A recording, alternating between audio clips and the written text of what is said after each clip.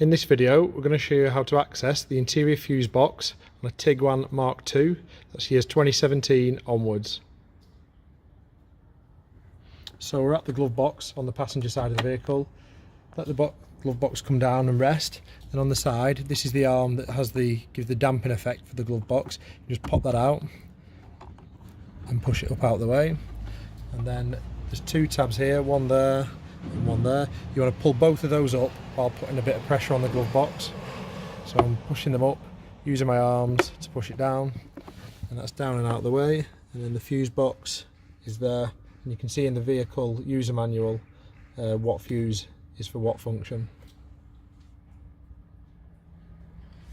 When you're putting the glove box lid back into place, just slide it up, and this time it'll just push past the tabs that you had to hold down previously.